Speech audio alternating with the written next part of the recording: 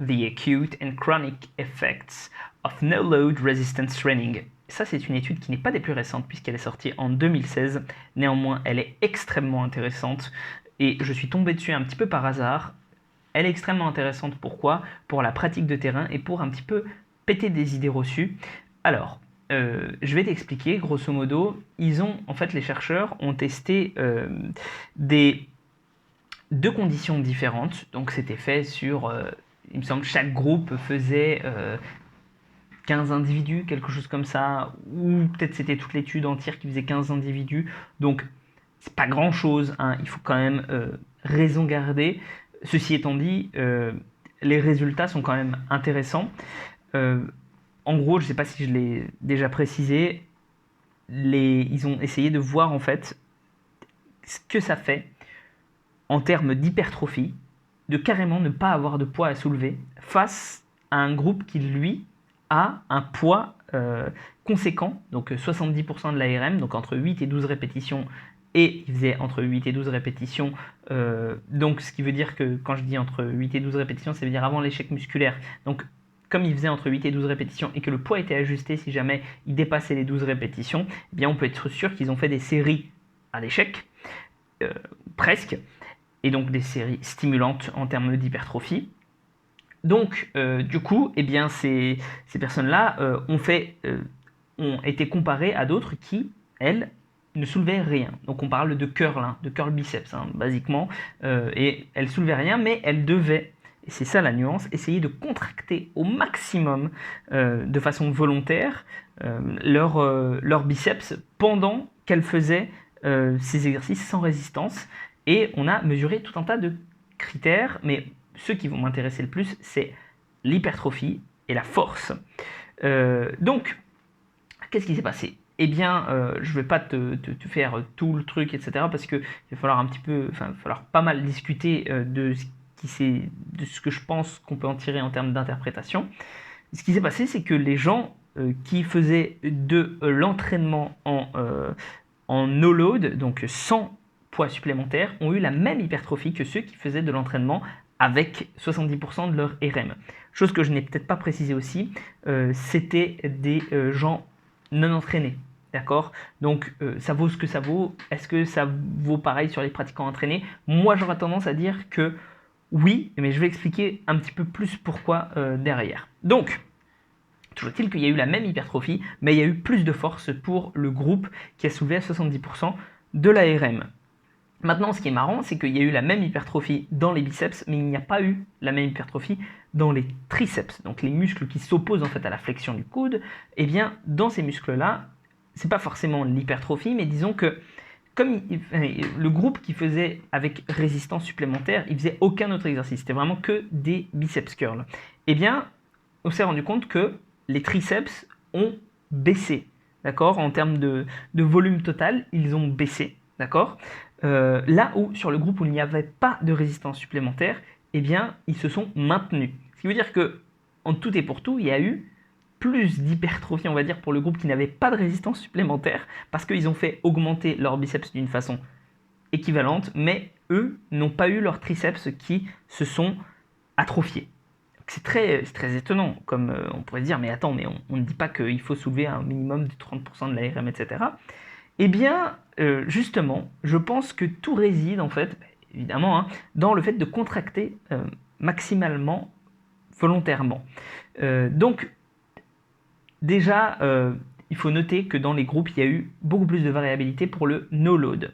Donc, ce qui veut dire que, en gros, on a eu une moyenne qui était à peu près équivalente, mais il y a eu une plus grande dispersion. D'accord? Ceux qui ont fait avec des poids, ils ont tous à peu près réussi. Enfin, c'était tous à peu près groupés leurs résultats. Ceux qui ont fait sans poids, c'était beaucoup plus écarté. Chose du coup qui est importante à noter dans cette étude-là, c'est que, pourquoi est-ce que à mon avis ça a fonctionné?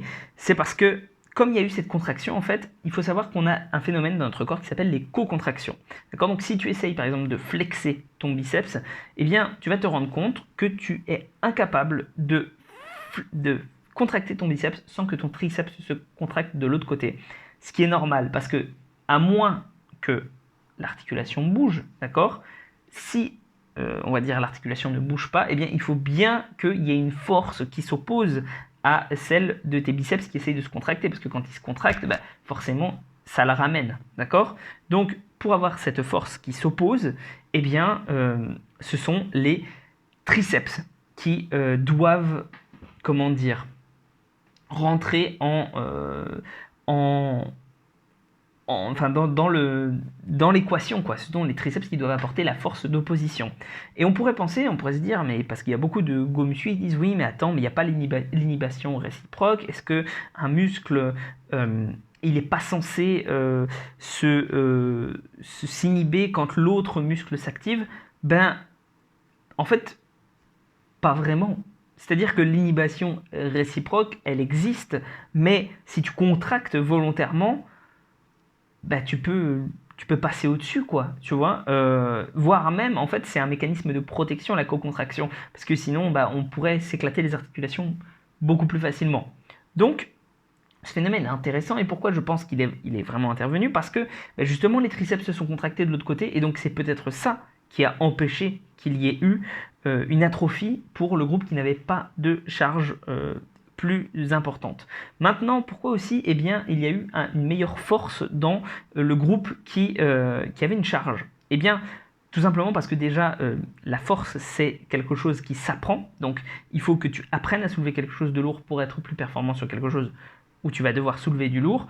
Mais en plus, je pense que, justement, eux, enfin, pour aller plus loin dans le détail, en fait, dans cet apprentissage, je pense que justement, eux, ils ont appris à ne pas utiliser leur triceps pour pouvoir soulever ces charges de plus en plus lourdes. Donc la désactivation du triceps fait qu'ils sont capables d'exercer plus de force. Ceux qui n'avaient pas de résistance, en fait, ont dû apprendre à contracter leur triceps, mais ceux qui avaient du coup cette résistance supplémentaire ont dû apprendre à ne pas contracter leur triceps. Donc en fait, ce sont deux choses qui sont totalement opposées, et ce qui explique, à mon avis, pourquoi est-ce qu'on a des meilleurs résultats en force pour ceux qui, du coup, ont soulevé une charge plus lourde.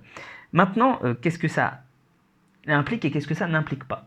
Est-ce que ça implique que on peut, en fait, si on contracte volontairement, comme dirait Nassim, est-ce qu'on peut faire de l'hypertrophie autant que si on avait des charges plus lourdes?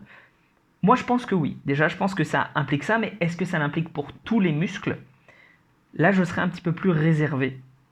Parce que bah, en fait, on sait qu'on a une très bonne connexion nerveuse entre notre cerveau et nos muscles des bras, et qu'elle n'est pas du tout la même pour les jambes. On est beaucoup moins précis au niveau des jambes parce que on n'a pas dû apprendre à être très précis. Tu apprends à écrire, à faire des mouvements un petit peu complexes avec tes mains. Tu apprends à bouger ton corps. Tes bras, tu ne les bouges en fait que quand tu as besoin, on va dire, de faire une activité un peu plus fine, alors que tes jambes, tu es obligé de les utiliser tout le temps, etc.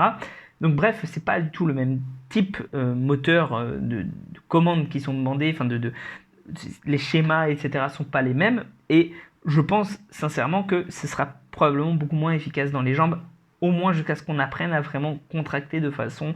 je pense que ça peut se faire en termes d'apprentissage, quoi, mais les résultats seront pas aussi importants.